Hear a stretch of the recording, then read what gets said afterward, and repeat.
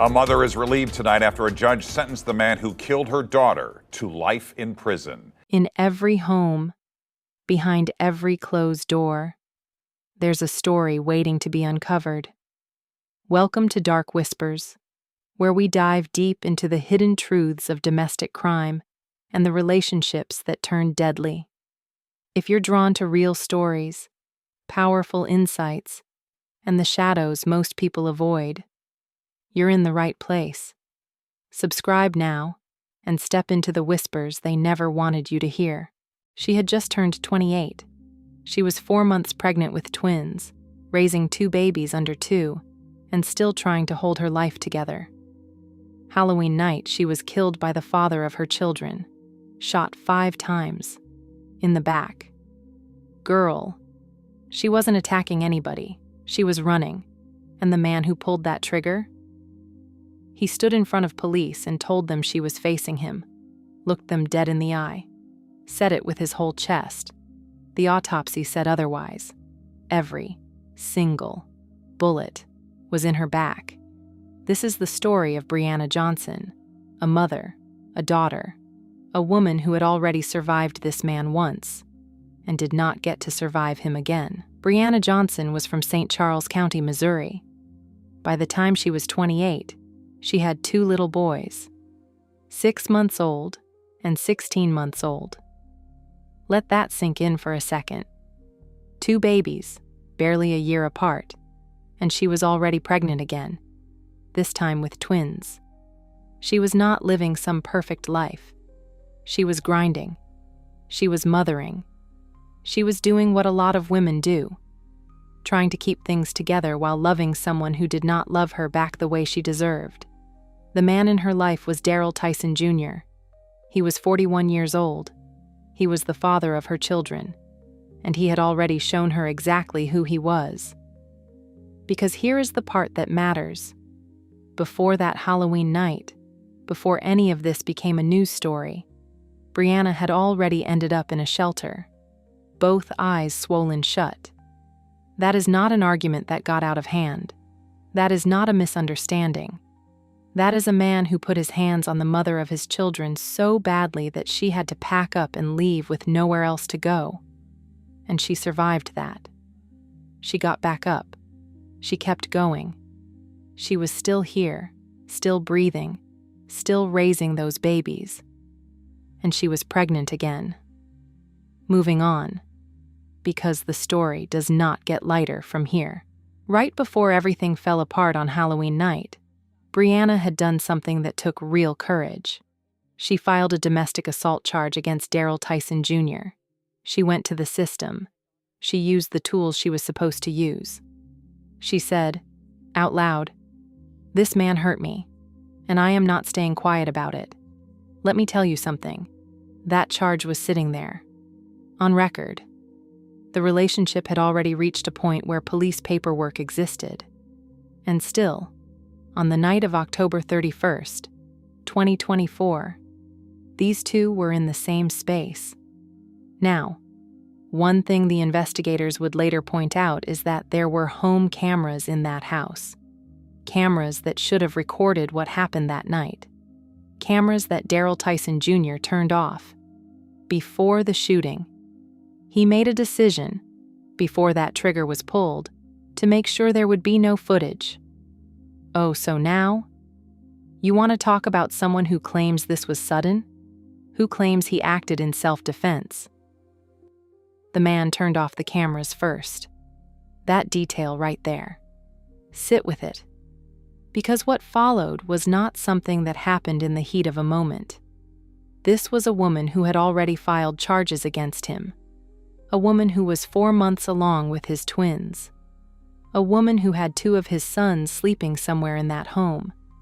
And on a night when children across the country were out trick-or-treating, Daryl Tyson Jr. picked up a gun. Anyways, here is what happened next. Halloween night, 2024, St. Charles County, Missouri. Daryl Tyson Jr. shot BreAnna Johnson 5 times. 5 times. And every single one of those bullets hit her in the back. She was not standing her ground. She was not coming at him. She was moving away from him. Her body, the evidence left behind on her body, told the story that she spent her final moments trying to get away from the man who was supposed to be the father of her children. She was 28 years old. She was 4 months pregnant with twin babies. And she was gone.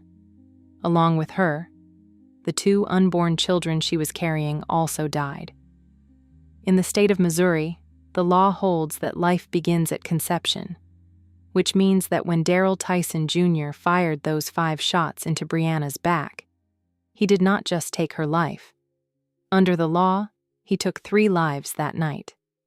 The 2 little boys who survived, 6 months old and 16 months old, they were there, in that home, on Halloween night, and their mother did not make it. I said what I said. There is nothing soft about what this man did. When police arrived, Tyson told them that he believed BreAnna was facing him when he fired. He leaned into the idea that this was self-defense, that he was the one in danger. And for a moment, the case sat on that claim. When investigators started pulling the pieces together, the first thing they had was Daryl Tyson Jr.'s own words. He told police he believed BreAnna was facing him. That was his story. That was the foundation of everything he was going to try to build his defense on. So the autopsy happened. And the autopsy did not lie. 5 gunshot wounds. Every single one of them to her back. Not her chest. Not her side. Her back. The woman was moving away from him when each of those bullets hit her body. The science of it, the cold, hard physical evidence, told investigators exactly what her final moments looked like. She was trying to get out. She was trying to live. Now here is where the home cameras become important again. Investigators confirmed that a significant portion of what happened that night was captured, or should have been captured, on the home video system. But Tyson had turned those cameras off before the shooting. So what the cameras could have shown the world, he made sure the world would never see. Like, you turn off the cameras, you shoot her 5 times in the back, and then you tell police it was self-defense. The layers of this. The actual layers. What investigators were left with was the autopsy, the domestic assault charge BreAnna had filed against him before her death, the history of violence that had already sent her to a shelter, and a self-defense claim that the physical evidence simply could not support. Make it make sense. Because the evidence was not making his story work no matter how many times it was told. His defense attorney, Raphael Morris, later acknowledged exactly what happened when the discovery came in, and they saw the autopsy photographs. He said his client had initially told police that he believed BreAnna was facing him. But once they saw those photographs, that was no longer something they could stand behind. The images from that autopsy made it impossible to maintain the self-defense argument. So the trial that Daryl Tyson Jr. might have taken his chances with? That door closed. The evidence had spoken, and it had spoken clearly. Thanks for joining us. I'm Mike Bush. And I'm Kelly Jackson. While BreAnna Johnson's killer faces justice, her family wants more domestic violence offenders to be held accountable. Only 5 on your sides, Melanie Johnson was there for the life sentence. She joins us live from St. Charles. It was a heartbreaking day on both sides of the court as prosecutors say that this St. Charles County mom was shot 5 times in the back. After seeing the autopsy report, Daryl Tyson Jr. changed his plea to guilty for killing the mother of his children and unborn twins. I feel relief for my daughter. With her daughter's ashes in her arms, Jeanette Perry made sure BreAnna Johnson was in the courtroom Tuesday afternoon for the punishment of her killer. It wasn't a jury that said he was guilty. He said he was guilty. And that was justice for BreAnna, and I wanted her to hear that. An autopsy report shows the 28-year-old was shot 5 times in the back, the murder ending her life and the 2 unborn babies she was carrying. 41-year-old Daryl Tyson Jr., the father of her children, pled guilty to 3 counts of second-degree murder. In the state of Missouri, the Constitution holds that life begins at conception. So we would prove that she was pregnant at the time and that the embryos died as a result of Miss Johnson being killed, and that makes him responsible for those deaths. Raphael Morris tells 5 on Your Side his client's self-defense claim crumbled after seeing the autopsy report and decided not to go to trial. He initially told the police that he believed that she was facing him. Obviously, once we got the discovery and seeing the photographs from the autopsy, that was not accurate. A 30-year life sentence. Tyson also facing time for a domestic assault charge Johnson pressed right before the murder. While I would like it to be worse, I'd like him to never see the light of day. Domestic violence can happen. How quickly it unfolds, how violent it could be. Her family now pushing to turn BreAnna's story into a law, creating a domestic violence registry for repeat offenders. Why in God's name is there not a registry for repeat domestic violence offenders? We've got to start saving lives. Daryl Tyson Jr. was charged with 3 counts of second-degree murder. 3 counts. 1 for BreAnna, and 2 for the unborn twins she was carrying when he shot her. Missouri law recognizes that life begins at conception, which meant the prosecution could hold him accountable for all 3 deaths. The lead prosecutor explained it plainly. They would prove she was pregnant at the time, that the embryos died as a result of her being killed, and that made him responsible for those deaths too. Period. The law saw all 3 of them. He initially intended to fight it. The self-defense claim was going to be his path through this. But once the autopsy report landed in front of his legal team and they saw what those photographs actually showed, that plan collapsed. He changed his plea to guilty on all 3 counts of second-degree murder. He also faced a separate charge for the domestic assault that BreAnna had reported against him before her death. Now, 30 seconds on this courtroom, because the moment that matters most did not belong to the lawyers. It belonged to Jeanette Perry, BreAnna's mother. She walked into that courtroom on sentencing day carrying her daughter's ashes. She held them in her arms so that BreAnna could be present in the room the day her killer faced consequences. When asked how she felt after the life sentence was handed down, she said she felt relief for her daughter. She also said that it was not a jury that found him guilty. He said he was guilty himself, and that was justice for BreAnna, and she wanted her daughter to hear it. Daryl Tyson Jr. was sentenced to life in prison. Oh, so now he wants to be accountable. After the photographs. After the evidence made it impossible to say anything else. After a mother had to carry her daughter's ashes into a courtroom. But the sentence landed. Life. He will not be raising those boys. He will not be walking out of a cell and back into the world where BreAnna's sons are trying to grow up without their mother. Jeanette Perry, who had hoped the sentence would be even harsher, said what a lot of people in that room were probably feeling. She said, while she would like it to be worse, and she would like him to never see the light of day, she understood that what happened was still justice for her daughter. The 2 little boys, 6 months and 16 months at the time of their mother's murder, are now living with BreAnna's father in St. Charles County.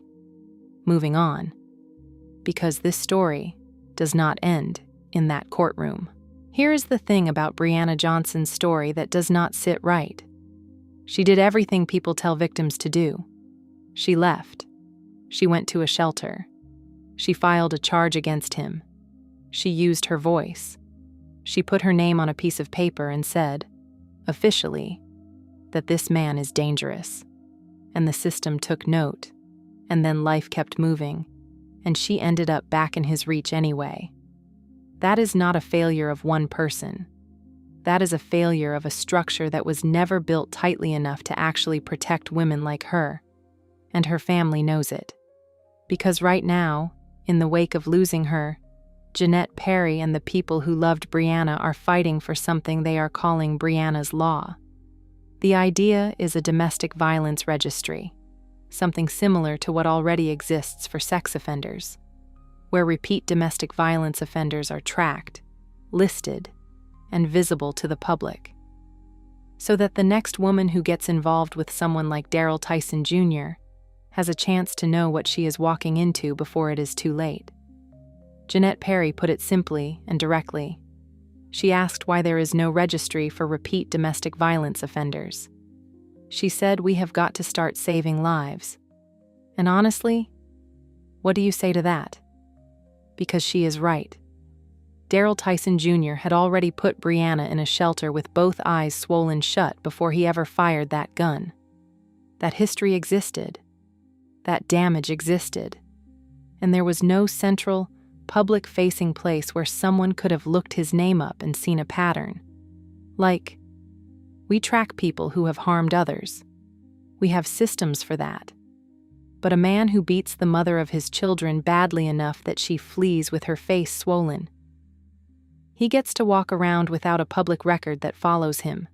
Make it make sense. BreAnna's law is not just about her. It is about every woman sitting in a relationship right now with a man who has a history that only the people closest to him know about. It is about making that history visible before another woman ends up in a shelter, or worse, in a casket. But hey, awareness alone does not save lives. Laws do. And the people pushing for this one are doing it while grieving, while raising the children BreAnna left behind, while carrying her ashes to courtrooms and speaking her name in front of cameras, and refusing to let her become just another statistic that people scroll past. BreAnna Johnson was 28 years old. She was someone's daughter. She was a mother to 4 children, 2 little boys who are still here, and 2 babies who never got the chance to be. She deserved to see her children grow up. She deserved to grow old. She deserved a life that nobody took from her. Anyways, her name was BreAnna Johnson, and now you know it too. If you or someone you know is in a dangerous relationship, please reach out to the National Domestic Violence Hotline at 1-800-7997-233. You do not have to wait until it gets worse to ask for help.